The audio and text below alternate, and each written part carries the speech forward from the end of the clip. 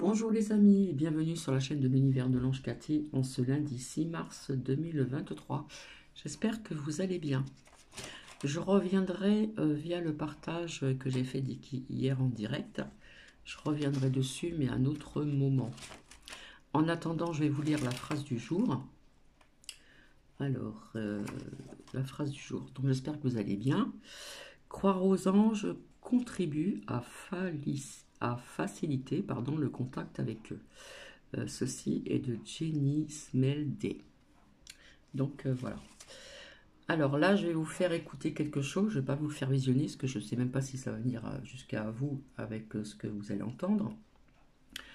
Quand j'avais fait fait parler les oracles en ce qui concerne De Palmarès et puis bien d'autres personnes, vous allez entendre. Voilà, ce sont des sujets qui sont sûrs.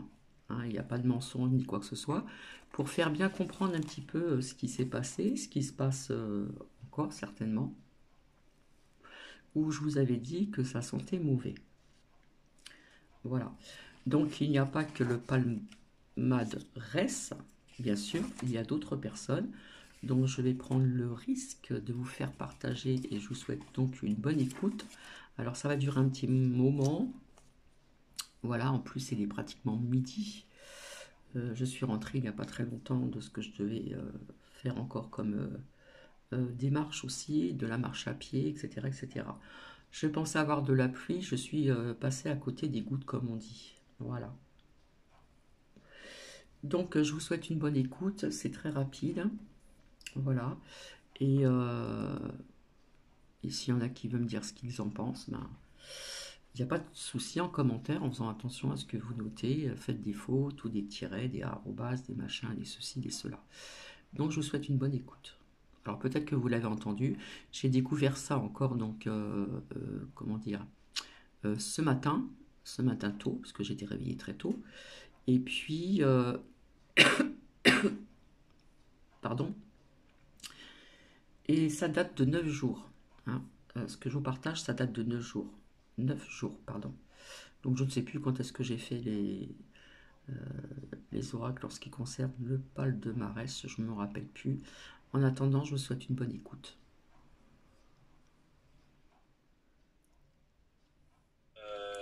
Installez-vous confortablement, là ça va chier des bulles carrées. André Saint-Homme et Léuris, porte-parole du gouvernement. C'est super.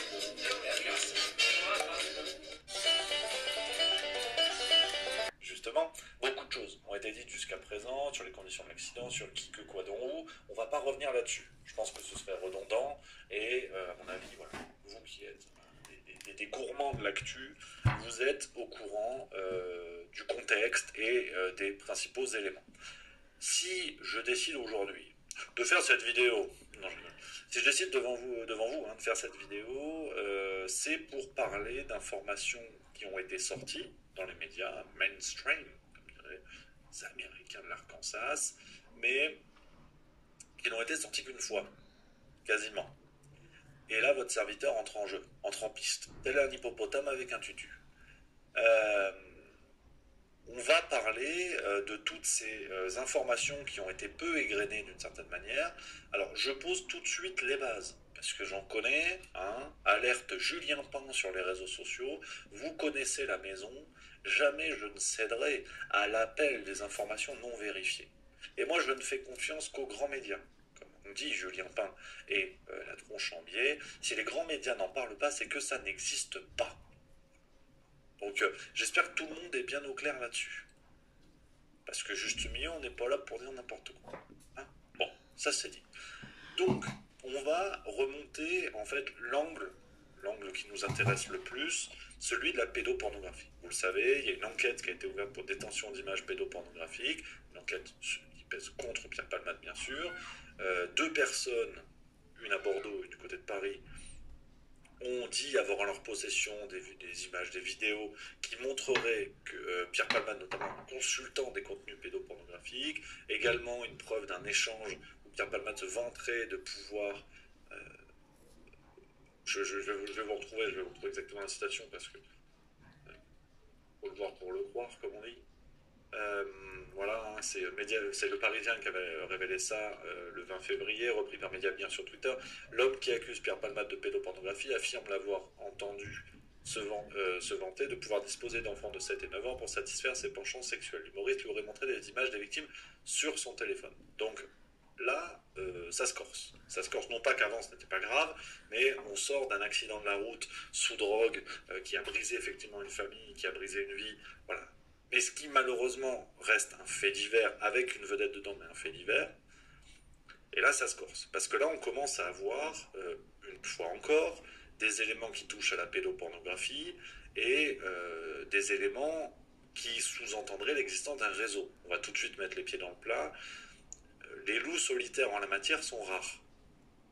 Les loups solitaires en la matière sont rares. Rares sont les gens qui, voilà, du jour au lendemain, entre en contact avec un enfant et l'abuse et s'en vante, hein, et parle même de plusieurs enfants. Donc, on a des logiques de réseau qui ne sont jamais trop loin. Je ne vous dis pas que ça n'existe pas.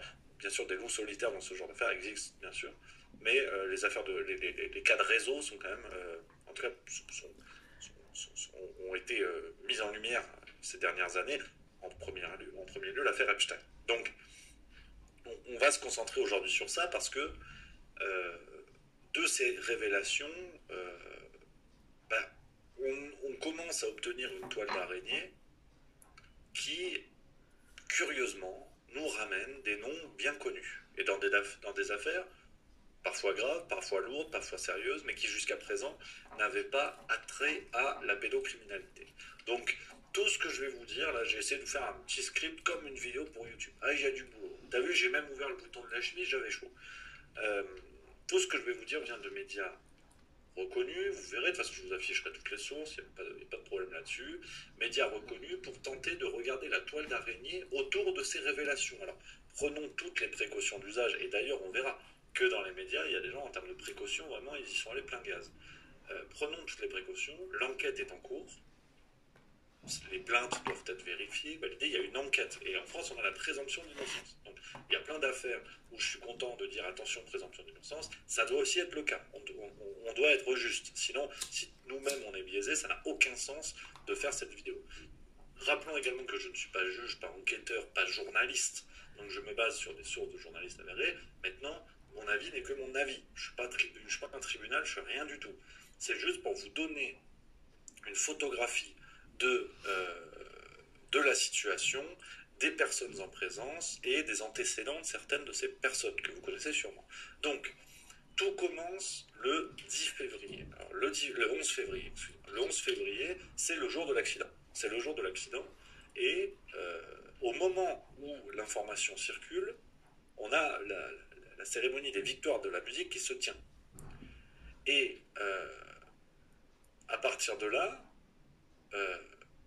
on a ce premier élément qui est sorti notamment dans la presse belge, qui était révélé par RTL et qui est sorti dans la presse belge. Un premier élément qui, comme parfois, a très vite disparu. On a allumé la mèche, hop, c'est sorti. Mais l'info est sortie au moins une fois. Et le soir, Quotidien belge nous dit, je vous lis ce paragraphe-là, sous les coups de 21h, l'information tombe. Pierre Palmade a eu un grave accident et son pronostic vital est engagé. Durant les victoires de la musique, l'information circule très vite parmi le public. Un confrère de RTL France qui était sur place rapporte que les mines étaient déconfites au point où certaines personnes se sont éclipsées. C'est la journaliste Mimi Marchand, papesse de la presse People, qui décide de s'éclipser de la cérémonie pour se rendre à l'hôpital Bicêtre du Kremlin-Bicêtre, dans le Val-de-Marne, au sud de Paris. D'après les informations de RTL France, la journaliste aurait été très vite rejointe par Muriel Robin, ami proche de Pierre Palmade. C'est pas vrai. C'est pas vrai.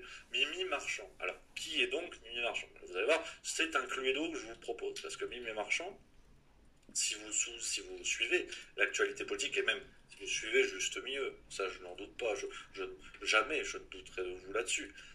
Mimi Marchand, on en parle quand même souvent. Mimi Marchand, c'est une personnalité, pour vous donner les grandes lignes de son CV, qui a de quoi faire trembler les meilleurs brigands de grand chemin que nous avons en France. Mimi Marchand, c'est une femme à la vie rocambolesque, qui commence dans un garage en région parisienne, qui épouse un garagiste, où elle va commencer à se faire un réseau petit à petit, parce que c'est un garage qui est ouvert la nuit notamment, donc elle va commencer à croiser des policiers, des gens des RG, des gens du showbiz, des gens comme ça. On est dans les années 80. des prostituées, des choses comme ça. Ensuite, elle va intégrer le monde de la nuit en étant plus ou moins directrice d'une boîte de nuit, voire une boîte de passe, des choses comme ça. Et son réseau va s'étendre de plus en plus. Elle se fait de plus en plus intime avec des membres des renseignements généraux, des membres des personnes de la jet set, des personnes du showbiz, de la politique, des milieux mafieux. Donc on est dans un film, c'est du bébel, quoi. C'est du bébel, tac tac badaboum, tu vois. On est vraiment dans le tout Paris, dans ce qu'il peut avoir de plus lumineux et de plus, on va dire, de plus sale et de plus obscur. Sauf que cette Mimi Marchand, avec son réseau qui va grandir au fil des années, début des années 2000-2010, même je crois un petit peu avant, elle va commencer à mettre le nez dans la presse people. Forcément, elle a des scoops, elle a certains scoops bien avant tout le monde, ce qui aiderait grandement la presse people à vendre ses magazines, ses journaux. Donc Mimi Marchand, petit à petit, va commencer à se faire un nom dans la presse people, et un nom qui va devenir très gros, très grand. Elle va créer sa propre agence, elle va créer des médias, par exemple, elle va être actionnaire de médias par exemple, comme Pure People, des choses comme ça. Son agence à elle, qui s'appelle, je ne vais pas vous dire de bêtises, c'est l'agence Best Image, bien sûr, va devenir l'un des poids lourds de la presse people, en tout cas un des poids lourds des scoops. Hein. Donc elle va avoir toute une armée de photographes, de journalistes de presse people à ses ordres pour aller dénicher le scoop du scoop, à tel point que Best Image va devenir en fait quasiment le numéro 1 du secteur en France, et elle va avoir droit de vie ou de mort sur certains scoops.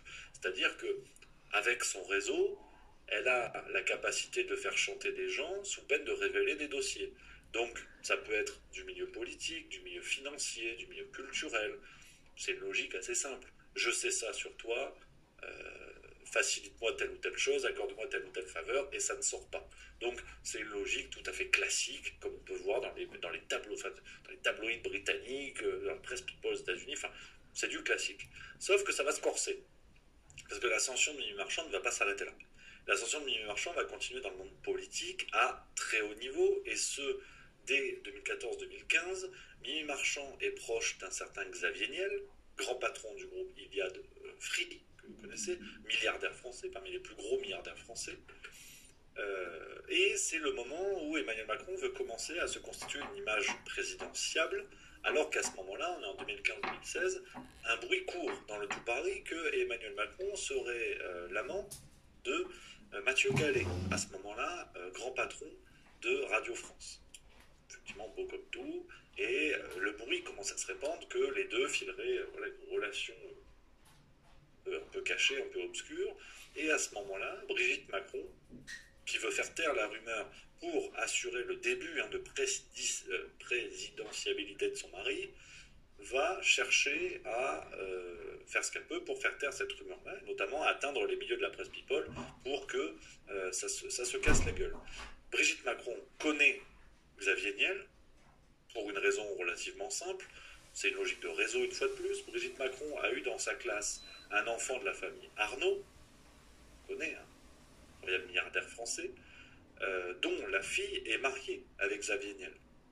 Et de fil en aiguille, forcément, le branchement de contact va se faire. Donc Bernard Arnault, on répète le schéma, c'est très simple. Bernard Arnault, sa fille est mariée avec Xavier Niel, et Bernard Arnault et Brigitte Macron a eu dans sa classe un enfant Arnaud. Donc la rencontre se fait, Brigitte Macron rencontre Mimi Marchand par l'intermédiaire de Xavier Niel, et on estime à ce moment-là, certains livres en ont parlé, Le traître et le néant de Davé et l'homme, le livre Mimi, sorti en 2018 chez Grasset, écrit par 3 journalistes qui ont parlé de ces révélations-là. Enfin, c'est sourcé à divers endroits et à plusieurs reprises. On sait à ce moment-là que Brigitte Macron va avoir recours au service de Mimi Marchand pour d'emblée faire taire cette rumeur. Et va se nouer une amitié entre les deux femmes qui va suivre le couple Macron jusqu'à la victoire finale. Et cette fameuse photo, hein, je vous la montre, où Mimi Marchand, la légende raconte qu'elle se serait faite prendre à son propre jeu. Cette fameuse photo que vous aviez peut-être déjà vue, de Mimi Marchand dans le bureau d'Emmanuel Macron à l'Élysée, c'est en petit là, je ne sais pas si vous la voyez, qui voilà, fait le signe de la victoire. Mes chers compatriotes.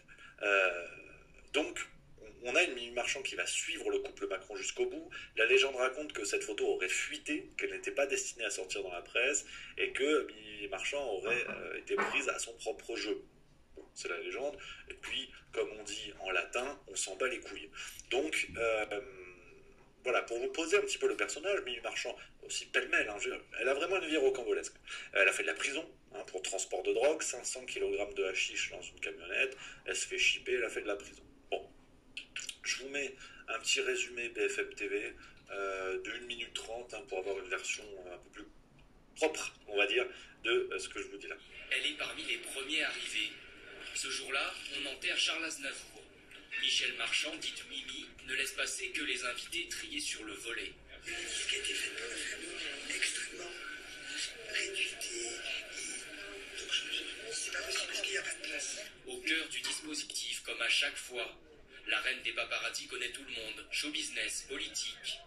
La voici avec Emmanuel et Brigitte Macron au Touquet l'an dernier. Le couple présidentiel lui doit beaucoup. Petit arrêt sur image, vous l'aurez sûrement noté. On a vu Mimi Marchand sur l'image, dans le cercle ici. Et Alexandre Benalla. C'est fou ça. Le monde est petiot.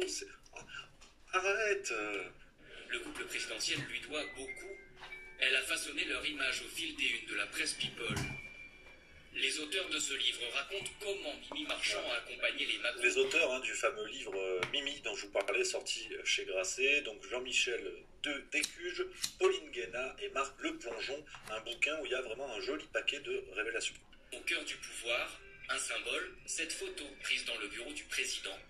C'est un acte de piraterie génial, c'est-à-dire que c'est une femme qui part de rien, qui s'est construit un empire dans la presse People, dont le rôle est de dévoiler des vies privées, qui se retrouve aujourd'hui à l'Élysée pour protéger celle du président de la République. C'est inouï. Un personnage de roman qui a vécu 1000 vies. L'an dernier, elle nous avait laissé monter dans sa voiture pour évoquer son parcours. J'ai travaillé dans l'import-export pour des grosses sociétés, puis après j'ai été garagiste, et puis après j'ai vécu aux États-Unis, et puis après on m'a demandé de m'occuper un peu de discothèque. Mimi Marchand a une image sulfureuse et elle le sait. Mariée à un braqueur, puis à un policier, placée plusieurs fois en détention provisoire et aujourd'hui patronne d'une agence de presse. Elle fait savoir qu'elle déteste ce livre qui sort sur elle. Rester dans l'ombre lui a toujours réussi. Voilà, donc c'est en substance ce que je vous ai dit, mais je vous ai dit que que j'allais m'appuyer sur des sources validées. Donc comme ça, on est à peu près, en tout cas je l'espère, tranquille. Donc on a donc ce nom de Mimi Marchand qui revient dans l'affaire Palmade. Revenons à l'affaire Palmade. Il faut rappeler, alors, comme on l'a expliqué, Mimi Marchand intervient et fait des sortes de chantage où elle peut être amenée à couvrir des affaires. C'est-à-dire que dans la mesure où elle tient une belle partie de la presse People dans sa main, si une photo compromettante ne doit pas sortir, si à l'inverse, il faut assurer une campagne de com, comme ça a été le cas pour le couple Macron, la période de 2017, il y a une couverture médiatique incroyable, les fameuses photos volées à la plage qui est en fait complètement organisée. Donc on voit que Mimi Marchand est un rouage indispensable dans ces milieux-là pour ceux qui ont la chance de la côtoyer. Et il faut rappeler le rôle de Mimi Marchand dans une affaire qui a été massivement oubliée. Peut-être certains d'entre vous, chers spectateurs, sont au courant. L'affaire Jérémy Ladrette de La Charrière, sûrement Ladret de La Charrière. Alors, vous connaissez peut-être le milliardaire Marc Ladret de La Charrière, gros milliardaire français, parmi les plus grosses fortunes de France, dont le fils est quelqu'un de pas franchement recommandable. Ce monsieur avait déjà été condamné discrètement, ce qu'on a pu lire dans les journaux, entre 2008 et 2015, dans des affaires de pédopornographie. J'ai pas fait exprès, j'ai enquêté, j'ai regardé internet et il y avait des trucs, des pédopornographie. On a un article, par exemple, je vous remonte cette affaire-là.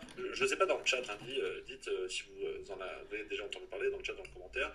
On a La Voix du Nord qui a fait un article là-dessus, parce qu'il y a eu plusieurs affaires, vous allez comprendre. C'est pas arrivé qu'une fois.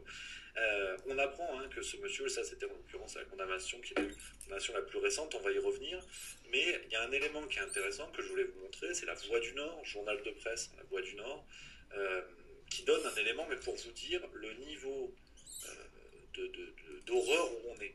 Ce monsieur, donc, qui a été condamné entre 2008 et 2015 dans des affaires de pédopornographie, surtout détention d'images pédopornographiques, hein. Il était gérant d'une société de spectacle pour enfants. Voilà, hein, je continue. Son père, donc je vous dis, un milliardaire qui pèse énormément, pour vous donner un ordre d'idée, son père, Marc Ladré de la Charrière, avait été condamné à 8 mois de prison avec sursis dans le cadre d'une procédure de plaidé coupable dans l'un des volets de l'affaire Fillon. C'est France Info qui nous a dit ça. Il avait offert un emploi de complaisance à Pénélope Fillon à la Revue des Deux Mondes, publication dont il est propriétaire. Ah, voilà, ça commence à gratter la gorge. Mais ceux qui ont un terrain allergique, je peux vous dire que ça va zouker pour vous. Parce que c'est pas fini. Parce que c'est pas fini. En janvier 2022, on apprend dans un article du Parisien que donc le Jérémy Ladré de la Charrière avait eu une nouvelle condamnation, parce qu'on est en plus dans un cas de récidive. Le fils de l'homme d'affaires Marc Ladré de la Charrière a été écroué le 14 janvier dans l'attente de son procès pour importation, enregistrement et détention d'images pédopornographiques. Près de 4000 fichiers mettant en scène des mineurs ont été découverts à son domicile parisien. Donc, tu vois, hein, le dossier, on n'est pas trop mal.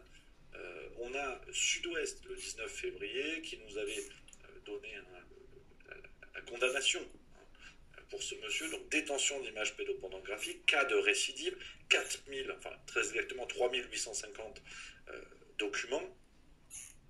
Il a été condamné à 1 an de prison ferme aménagée, hein, donc pas en prison, avec bracelet électronique et obligation de suivre des soins. Je vous laisse estimer par vous-même la condamnation, faites ce que vous voulez, hein, je ne suis pas là pour biaiser quiconque. Et il avait notamment déclaré, toujours Sud-Ouest qui nous le dit, il avait déclaré lors de son procès: je souffre d'une addiction aux écrans et je suis éphébophile.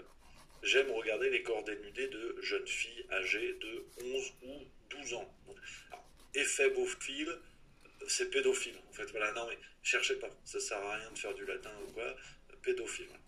Mais éphébophile, tu te dis, bon, voilà, c'est toujours hein, cette dissociation fastoche, c'est qu'un prof d'EPS qui est chopé avec des documents pédopornographiques sur son ordi, c'est un prof d'EPS dans la Meuse, lui il est pédophile, c'est un prédateur pédophile. Un membre de l'élite culturelle, financière, économique, politique, il est éphébophile, il est nostalgique. Voilà, tu vois Gabriel Maznev, déjà le jeu syntaxique sur cette affaire-là est très intéressant. Donc on continue. À ce moment-là, le monsieur Jérémy Ladré de la Charrière est défendu par maître Caroline Tauby, qui accessoirement est l'avocate de Mimi Marchand et Xavier Niel. Hein, je vous donne l'info, faites ce que vous voulez. Et on a des révélations dans le fameux livre Mimi, dont je vous parlais, sorti chez Grasset en 2018, que vous pouvez trouver. Je crois même qu'il est passé en poche, il me semble. On peut lire, hein, je vous lis l'extrait, hein, faites ce que vous voulez. L'affaire, de par la personnalité du père de l'accusé et l'âge des victimes, il s'agit de très jeunes enfants, aurait dû être médiatisée. Mais ni l'AFP, qui publie l'agenda judiciaire, ni l'association de la presse judiciaire n'étaient au courant. Selon plusieurs sources concordantes, Mimi s'est occupée personnellement de ce dossier afin que rien ne filtre. Donc, pour vous donner un ordre d'idée, à la fois de la capacité d'action, du rayon d'action de Mimi Marchand, et de cet antécédent de couverture d'une affaire de pédocriminalité. Et à ce moment-là, une petite séquence que j'ai trouvée assez éclairante, hein, que je vais vous montrer, sur CNews, Pascal Praud, hein, voilà, certains aiment bien en disant il n'est pas comme les autres, tout ça. Voilà ce qu'avait dit Pascal Praud au moment de l'éclatement de cette affaire, c'était en direct sur CNews chez l'heure des pros. Je ne dirais pas son nom, parce que ça serait pas bien, mais il y a le fils d'un homme extrêmement important, milliardaire français, qui a été condamné à 30 mois de prison avec sursis pour diffusion d'images pédopornographiques. Je ne vais pas citer son nom, hein. Si les gens veulent lire le livre, ils le liront. Eh bien, l'affaire ne filtrera pas dans la presse parce que c'est Mimi Marchand qui en est à l'origine. Mais comment vous... Non, elle n'est pas à l'origine de cette affaire de pornographie. Évidemment, mais elle est à l'origine du fait que ça ne filtrera pas. Mais comment vous êtes au courant que si ça ne sort pas, c'est parce que Mimi Marchand... C'est une affaire qui était connue de l'entourage de ce... Voilà, après, est-ce que je vous résume, donc vous aurez reconnu l'un des auteurs du livre Mimi. J'ai shippé, je vous ai mis d'autre côté d'autres extraits. du livre, hein, toujours. Alors, bien sûr, libre à vous, hein, et je vous encourage à en faire l'acquisition. Je peux vous lire, hein, tout ce qu'il y a, je peux vous lire le passage dans le livre pour bien prendre conscience, hein, de l'importance de cette affaire-là. Je vous lis 2 paragraphes, hein, pour comprendre ce qu'a couvert, ce qu'a contribué à couvrir Mimi Marchand. Ça va être peut-être un peu long parce que je tiens vraiment à vous le lire, mais pour bien comprendre ce qu'elle a pu couvrir par le passé. Après, on revient à l'affaire Palmade, qui est quand même le fil rouge de cette émission. Le 7 octobre 2015, lors d'un procès à huis clos devant le tribunal correctionnel de Paris, Jérémy Ladré de la Charrière, 38 ans, est condamné à 30 mois de prison avec sursis pour avoir diffusé des images pornographiques d'enfants sur Internet. Il est en récidive légale après une première condamnation définitive en 2008 pour des faits identiques. D'après le jugement, Jérémy Ladré de la Charrière était inscrit depuis janvier 2011 sur un site spécialisé hébergé en Russie. Il y présentait 46 albums intitulés Girls, Boys, Kids, contenant 2708 photos d'enfants nus. La moitié des albums étaient librement accessibles et présentaient des photos d'enfants dont les visages et les parties intimes étaient floutés. Les autres, protégés par un mot de passe, chaleureusement partagés sur demande des autres membres, comme l'indiquait Jérémy Ladré de la Charrière dans le texte d'introduction, montraient les images non floutées ainsi que des gros plans des parties intimes d'enfants. Un album en particulier regroupait 80 clichés de la même fillette âgée de 3 ans. Jérémy Ladré de la Charrière échangeait ses photos contre des clichés de jeunes adolescents, précisant qu'il recherchait seulement un matériel privé et original. Pour éviter les contrôles, il employait des techniques avancées, notamment la dissimulation d'images pédophiles à l'intérieur de photographies non répréhensibles. Il faudra que les services américains spécialisés dans la cybercriminalité les repèrent et les signalent à leurs homologues français pour qu'une enquête soit ouverte par la brigade des mineurs de Paris. Les enfants photographiés étaient ceux d'amis avec qui il passait chaque année des vacances dans sa propriété. Jérémy Ladré de la Charrière est interpellé à son domicile le 9 janvier 2013 lors de la perquisition. Un appareil, un caméscope de 135 CD gravés et un important matériel informatique sont saisis. Mimi a rencontré Marc Ladré de la Charrière, le père de Jérémy, en 2013, date à laquelle celui que le grand public ne connaît pas encore, comme le généreux employeur de Pénélope Fillon à la revue des Deux Mondes, a commencé les négociations de rachat de Webedia, la société qui détient Pure People. Mimi n'est plus actionnaire depuis 2010, on l'a vu, elle a revendu ses parts pour un montant de 500 000 €, mais elle a négocié un contrat de prestataire extérieur qui lui permet de superviser le site et il a voulu s'assurer qu'elle allait continuer, nous a-t-elle dit. Marc Ladré de la Charrière refuse une première convocation à la brigade des mineurs au sujet de son fils, mais finit par se rendre à la deuxième sur le conseil de l'avocate qu'il a choisi pour défendre son fils, maître Caroline Tauby, qui est, comme on l'a vu, l'avocate pénale de Mimi, notamment dans l'affaire Voici, ainsi que celle de Xavier Niel. Le jour de l'audience, 2 des 3 assesseurs se font porter pâle et doivent être remplacés au pied levé. La brune et vive avocate réussira à éviter la prison ferme à Jérémy Ladré de la Charrière. Donc, je vous ai lu, je laisse bien sûr libre, les propos appartiennent à ceux qui ont écrit ce livre. On parle de photos de mineurs qui ont été prises chez des connaissances de Jérémy Ladré de la Charrière.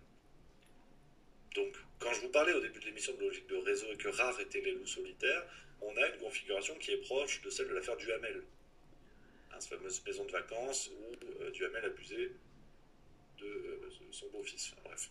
Donc, vous comprenez en fait l'étendue des dégâts et ce qui a contribué à masquer Mimi Marchand. Mais revenons à l'affaire Pierre Palmade. Parce que, comme je vous l'ai dit, le nom de Mimi Marchand est sorti le jour même de l'accident. Mimi Marchand a été, d'après RTL et Le Soir, la première personne à se rendre au chevet de Pierre Palmade. La première. Et donc, quand on recoupe tout ça, quand on voit cet épisode de Mimi Marchand, quand on voit ce qu'elle a couvert par le passé, bêtement, et de manière peut-être complotiste, jugerait certains, et je suis prêt à l'assumer, mais on peut se poser la question bien sûr, qu'est-ce qu'elle vient foutre ici? Qu'est-ce qu'elle vient foutre ici? Va-t-elle contribuer à activer ses réseaux pour cacher le plus possible ces informations? Et oui et non. Oui et non parce que on a l'impression que des éléments sont un petit peu sortis, et notamment chez Touche pas à mon poste, hein, on a Gilles Verdez, pourtant qui n'est pas le dernier à dire des conneries non plus. On a Gilles Verdez qui en a parlé sur Touche pas à mon poste et qui, parmi les premiers, a évoqué des éléments, a évoqué ces éléments-là. Je vous mets la séquence. Alors, il y aura la rediffusion de cet extrait sur YouTube. Il est possible que la séquence saute parce qu'il y a le droit d'auteur, c'est 8, va bien, t'as pas le droit. Mais voilà, j'explique pour ceux qui ne l'auraient pas vu. Si on redonne quand même quelques éléments, c'est important, les éléments de contexte. On a eu une succession d'événements au déroulé curieux. Rappelez-vous, on a l'accident, on a 2 personnes qui sont dans le véhicule de Pierre Palmade qui prennent la fuite, qui retournent apparemment dans sa maison, potentiellement prévenir des gens qui s'y trouvaient. On va en reparler de ces gens-là. On a ensuite une perquisition, puis un cambriolage qui est mené dans la nuit. Ça, comment on peut cambrioler une maison au centre d'une telle affaire dont toute la France parle? C'est assez dingue. On a un téléphone portable qui apparemment a disparu au moment de la perquisition, mais qu'on a retrouvé après. Enfin, on ne sait pas vraiment. Ensuite, Pierre Palmade, qui était entre la vie et la mort, est filmé par Paris Match en train de marcher. Bon, il n'est pas en fauteuil, donc ça a l'air globalement d'aller. Et puis en fait, son état de santé n'est pas compatible avec une garde à vue concernant les révélations de détention d'images pédopornographiques. On a une succession qui, même pour un esprit qui souhaiterait rester dans la ligne, voilà, contre les fake news, contre voilà, tout bien, la ligne contre les infox et tout, on a une succession qu'on pourrait qualifier de curieuse. Voilà, tu vois, curieuse. J'ai pas dit plus. Curieuse. Et le problème, c'est qu'on a l'éternel, l'incontournable Karl Zéro. Voilà, j'apprécie le travail, bien sûr. Vous savez, j'en parle souvent. Qui a été parmi les premiers à évoquer ces éléments-là. Je vous mets là encore la séquence. Il est possible que ça saute, on en reparlera. Donc, ce qu'explique Karl Zéro sur cette séquence, c'est qu'effectivement, on a un déroulé d'événements, même sur le plan juridique, qui est curieux. Il y a ces 2 témoignages-là. Pierre Palmade n'est pas entendu sur un motif de santé, alors qu'on l'a vu se promener. D'aucuns parlent, ce que dit Gilles Verdez, hein, c'est qu'on parle d'une phase de descente et de sevrage à la drogue. Ce qui ferait que son état ne serait pas compatible avec la garde à vue. Je fais un parallèle sur 2 affaires qui n'ont rien à voir, mais on en parlera quand même à la fin de l'émission. Le drame absolu qu'il y a eu à Saint-Jean-de-Luz, le crime, parce que le ministre de l'Éducation, Papendiaï, a parlé d'incident. Le crime qui a eu lieu à Saint-Jean-de-Luz, l'adolescent de 16 ans qui a commis ce crime a été mise en détention provisoire immédiatement. Là, on a une sorte sans connaître, bien sûr, et c'est ce que j'ai dit, je ne suis pas juge, voilà, je ne connais pas les rouages précis de la justice, et j'imagine que tout ça se fait dans le cadre de la loi, mais on a quand même un déroulé, si on prend d'autres affaires du même acabit, on a un déroulé qui pose quand même des questions. On continue. Regardez, je coupe juste avant, regardez, hein, voilà, donc Karl Zéro qui évoque ce qu'on disait tout à l'heure, la piste, voilà, qui étaient ces 2 personnes qui étaient restées dans la maison. On y viendra dans la presse, on a pu lire des éléments, donc là encore, je mets en avant des sources qui, voilà, je ne relais pas des bruits à la con. Karl Zéro évoque ça. Regardez, comme dirait l'autre, les pudeurs de gazelle des personnes présentes sur le plateau. On sent vraiment que ça, il y a un truc qui, tout de suite, ça les fait bondir. Presque, on ne peut pas sous-entendre cela, alors que Touche pas à mon poste, mais est quand même l'endroit où il semble habitué à rendre la loi avant l'heure, rendre la justice avant l'heure, et sous-entendre beaucoup de choses sur plein de sujets. Là, en l'occurrence, ça les fait bondir. On se remet à la séquence. C'est un jugement sur la forme, mais c'est sûrement capillotracté. Mais je vous laisse... Voilà. Donc, on a cet élément-là de Karl Zéro qui relaie cette piste potentielle, enfin, qui soulève cette question de qui étaient les 2 personnes présentes dans la maison, et on comprend que c'est une tentative d'explication, c'est que effectivement on commence à avoir un déroulé où les réactions ne semblent pas être aussi tranchées, aussi franches, aussi affirmatives que dans d'autres affaires. On a d'autres acabits dans d'autres domaines. Des affaires de terrorisme, des affaires de mœurs, ce que vous voulez. On a notamment Touche pas à mon poste, qui en est quand même le symbole, des émissions qui n'hésitent pas parfois à condamner, à donner un avis, à être beaucoup plus tranchées. Et là, ouais, mais non, mais oui, mais non, mais oui, mais non. Alors qu'on a une succession d'événements qui, au moins, pourraient pousser au doute. Même un Gilles Verdez va dans le doute. C'est que, franchement, attention, quoi. Hein, quand un vegan mange une merguez, c'est que, franchement, elle est bonne. Tu vois. Donc, voilà, ça devrait au moins pousser au doute. Et cette piste-là, cette piste d'un réseau, soyons clairs, non. C'est long. Ils te disent non. Et on a même des réactions, une réaction que j'ai trouvée tout à fait intéressante d'Elisabeth Lévy, toujours chez Touche pas à mon poste. Alors ça, c'était le 22 février, ce que je vous ai montré avant. Gilles Verdez, Karl Zéro, c'était le 21.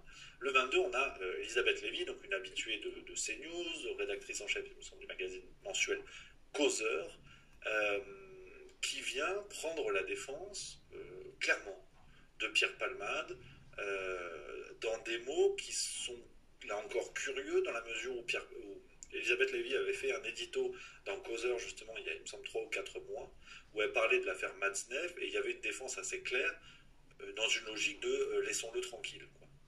Et je vous montre un bout de séquence et on y revient après. Alors, je ne sais pas ce que ça veut dire qu'ils ont fait le boulot, mais c'est vrai qu'Elisabeth Lévy, si on fait une petite parenthèse, et après on finira sur les éléments de l'affaire Pierre Palmade avant de réfléchir un petit peu plus, ce qui est très intéressant sur la posture d'Elisabeth Lévy, c'est que là encore, ça n'est pas la première fois qu'elle tente de contrebalancer dans une affaire de pédocriminalité. Et ce qui est intéressant, sur le plan presque plus intellectuel, c'est que on attaque, et à juste titre, on attaque la gauche avec cet héritage moral depuis les années 60, qui a culminé bien sûr avec mai 68, cet héritage moral de la gauche qui avait une tendance assez marquée pour certains, à défendre les discours pédocriminels. On pense par exemple à cette une de Libération dans les années 70 qui militait... Enfin voilà, cette une que je ne vais pas diffuser parce qu'on avait quand même une image d'une jeune fille avec... voilà, faire des choses que je vous laisse enfin non pas imaginer, enfin bref, dégueulasse. Libération qui prenait la défense de gens accusés de pédophilie. On a des gens, Matzneff par exemple, qui était quand même considéré comme grand écrivain de gauche. On a aussi le cas de Michel Foucault, grand intellectuel de gauche, là encore, qui a mouillé dans des affaires assez sordides. D'aucuns iraient même jusqu'à parler du couple Beauvoir-Sartre, avec un débat historique qui existe, mais on voit que, et c'est très intéressant, que l'héritage moral de la gauche qu'on lui remet dans la gueule assez régulièrement et à juste titre, attention, parce que faudrait pas donner le buffet qu'à une seule table, parce que visiblement Elisabeth Lévy, qu'on range assez facilement à droite, voire à l'extrême droite pour certains, il est intéressant de voir que sa posture, si ça avait été une, je sais pas, une Léa Salamé ou un Daniel Schneiderman, des figures de gauche bien connues médiatiques, qui tenaient ce genre de propos, on aurait hurlé en disant regardez l'héritage moral de la gauche qui est toujours là pour défendre la pédophilie. Là c'est intéressant. Là je trouve ça très intéressant, cette posture-là. Donc, parenthèse refermée. Et on va finir sur un autre élément qui est sorti dans la presse et qui, voilà, on va finir et continuer un peu nos réflexions là-dessus. C'est sorti dans l'Indépendant, presse régionale de l'Indépendant, il me semble du côté du sud-ouest, si je ne dis pas de bêtises, le 21 février. On a pu lire ceci, un titre d'article. Accident de Pierre Palmade, des fils de gens connus protégés étaient au domicile de l'artiste au moment du drame. La folle rumeur se répand. Il parle de folle rumeur, pour autant, dans l'article, on n'a pas de ce bruit complotiste qui machin qui bidule. Hein, on se met d'accord. Je vais vous dire, rien sur les deux hommes qui étaient restés au domicile de l'humoriste. Selon certaines sources, Mossine et Sambou, donc qui étaient eux dans la voiture, ont fui chez Pierre Palmade pour avertir leurs deux comparses qui auraient quitté les lieux, et puis plus rien, pas une trace de ces deux hommes. Ce lundi soir, dans l'émission TPMP sur C8, le chroniqueur et journaliste Gilles Verdez a émis une hypothèse au sujet de ces deux hommes recherchés. Qui étaient ces personnes? Ont-ils nettoyé? Ont-ils été accompagnés dans le nettoyage? Et sont-ils protégés? C'est-à-dire, sont-ils assez connus pour qu'on n'ait pas envie de les identifier? Est-ce qu'il y aurait des gens, fils d'eux, ou des personnalités telles qu'elles seraient protégées? On a entendu que ça pourrait être des fils de personnalité. Moi, c'est ce que j'ai entendu. Je mets du conditionnel absolu. On dit qu'il pourrait y avoir une sorte de protection, non pas divine, mais une protection autour de deux personnes que certains n'auraient pas intérêt à identifier. Donc ça, c'est ce qu'a dit Gilles Verdez dans l'extrait qu'on a mis tout à l'heure. Enfin, d'ailleurs, on a mis ce qu'il a dit avant, mais du coup, voilà, dans la version écrite de ses propos. Voilà, j'ai arrêté parce que c'est un peu... Ouais, il reste encore un petit peu de... Voilà. Donc, je ne sais pas ce que vous en pensez. Voilà. Donc, je n'étais pas au courant de tout ce que ce monsieur dit parce que je l'ai découvert. Voilà, je l'ai découvert donc ce matin. Et il y a des choses qui sont en simili, qui sont quand même rattachées à ce que je vous ai montré. Au niveau de Palmeret, ses amis, hein, c'était sorti. Il est sorti donc une femme blonde aussi, etc., etc. Donc, je pourrais aussi m'adresser à la personne qui m'a mis un commentaire désobligeant, voilà, parce que je reviens encore là-dessus, lors de ce partage de vidéo concernant ce palmarès, ce que j'ai lu, sans trop approfondir. Donc, tout ceci, je n'étais pas au courant, je connaissais même pas des noms là que l'on a entendus, etc. Donc il y a bien quelque chose, hein, comme je vous l'avais dit. Mais je vous avais dit qu'on l'apprendrait un jour, mais pas dans l'immédiat. Hein, ça sera au niveau du temps. Un jour ou l'autre, tout ceci va sortir. Voilà, mais je ne vois pas ça dans l'immédiat. Ben voilà, je vais vous laisser. Donc c'est pour un petit peu aussi, comment dire, ouvrir les yeux de certaines personnes. Parce que c'est vrai que personnellement, je ne connaissais pas tout ce petit monde-là, et que via ce que ce monsieur vous a dit. Voilà, voilà. Donc je vais vous laisser, je vais vous souhaiter une agréable journée, et puis je vous dis à très bientôt. Bisous, bisous.